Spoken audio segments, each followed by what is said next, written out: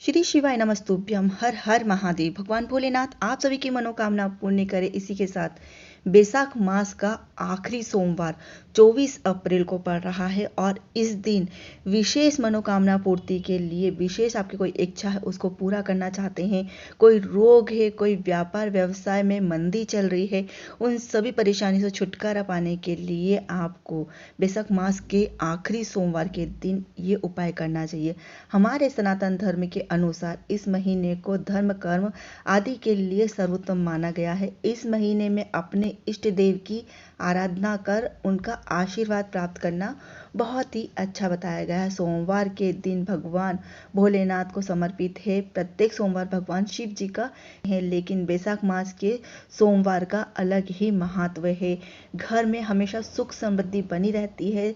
सोमवार के दिन उत्तर दिशा की ओर मुंह करके शिवलिंग की पूजा करना बेहद ही शुभ माना गया है। बैसाख मास का आखिरी सोमवार पड़ रहा है 24 अप्रैल को। अपनी मनोकामना पूर्ति के लिए आपको कौन कौन से उपाय करना चाहिए अपनी इच्छा के अनुसार, तो चलिए जानते हैं। उपाय जानकारी बताने से पहले आप सभी से रिक्वेस्ट करना चाहूंगी, जिस किसी ने भी चैनल को सब्सक्राइब नहीं किया है तो सबसे पहले जाकर चैनल को सब्सक्राइब कर लीजिए बेल आइकन के साथ में, ताकि जो भी उपाय जानकारी बताऊं वो आप जल्दी से जल्दी पा सको और अपने जीवन में परेशानियों को दूर करने के लिए उपायों को अपना सको। तो पहला उपाय, अगर आपके घर की आर्थिक स्थिति बहुत ज्यादा बिगड़ी हुई है, घर में पैसा आता है और चला जाता है, पता ही नहीं चलता है कि पैसा कहाँ खर्च हो रहा है, धन्य धान की घर में हमेशा कमी बनी रहती है, संतान से संबंधित कोई परेशानी अगर आपको सता रही है तो आपको ये उपाय अवश्य करना चाहिए। रुद्र अभिषेक।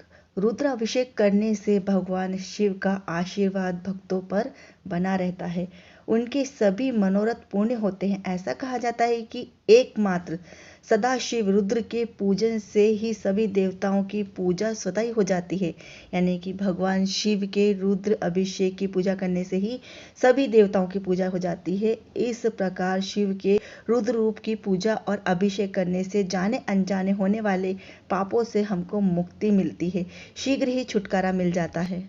इसलिए 24 अप्रैल बैसाख मास के आखिरी सोमवार को आपको भगवान शिव का रुद्र अभिषेक अवश्य करना चाहिए। दूसरा उपाय जो है रोग मुक्ति के लिए है। अगर बहुत ज़्यादा घर में कोई सदस्य बीमार रहता है, कई तरह का आपने इलाज कर लिए, कोई फायदा नहीं हो रहा है, पथरी जैसी भयानक बीमारी हो रही है, तो आपको ये उपाय अवश्य करना चाहिए। पूज्य पंडित प्रदीप मिश्रा जी द्वारा बताई गई शिव महापुराण की कथा के अनुसार भगवान भोलेनाथ माता पार्वती से कहते हैं कि जो व्यक्ति एक बेल फल मुझे समर्पित करता है बैसाख मास के सोमवार के दिन, उसे रोग से मुक्ति मिलती है।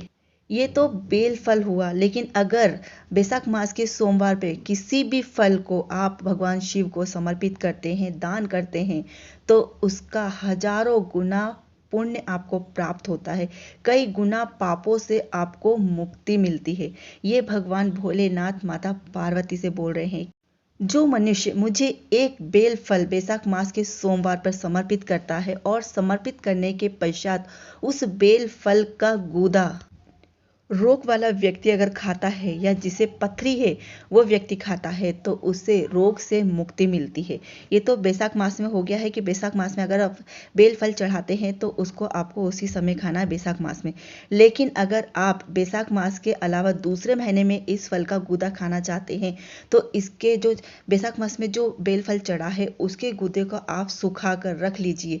और जो भी रोगी है, जो भी मरीज व्यक्ति है, जिसको भी पथरी की प्रॉब्लम है या फिर पेट संबंधित कोई परेशानी है, तो नियमित 7 दिन तक ये बैसाख मास में चढ़ा हुआ बेल का गूदा खिलाने से उसे उसकी परेशानी से छुटकारा मिलता है। तो ये है बैसाख मास में चढ़े हुए बेल फल के गूदे का महत्व।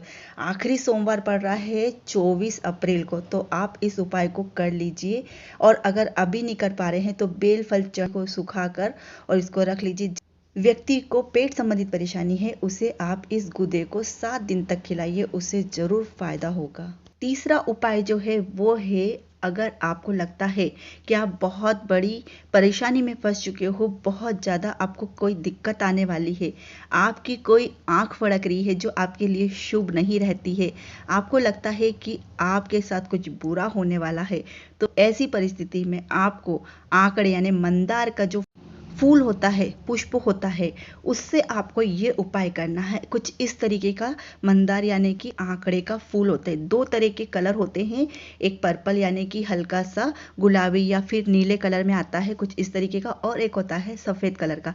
तो आपको इन विषम परिस्थितियों से बाहर निकलने के लिए ये जो नीले या ब्लू या फिर जो पर्पल कलर का जो फूल होता है ना, इससे आपको उपाय करना है। तो बस इस पुष्प को आपको लेना है, जाना है भगवान शिव के मंदिर में, एक लोटा शुद्ध जल लेकर, और इस पुष्प को, एक पुष्प को लेकर जाकर भगवान शिव के सम्मुख बैठकर सबसे पहले एक लोटा जल भगवान शिव को समर्पित करिए। उसके पश्चात जो पुष्प लेके गए, फूल लेके गए हैं, इसको अशोक सुंदरी वाले स्थान पे रखिए, और फिर वहां से उठाकर अपनी जीवन की परेशानी, जो भी दिक्कतें, जो भी कठिनाई आ रही है, जो भी विषम परिस्थितियां हैं, उनसे छुटकारा पाने के लिए इसको वहां से उठाकर और भगवान शिव के ऊपर आप शिवलिंग पर चढ़ा दीजिए, और उन परिस्थितियों से बाहर निकलने के लिए भगवान से प्रार्थना करिए।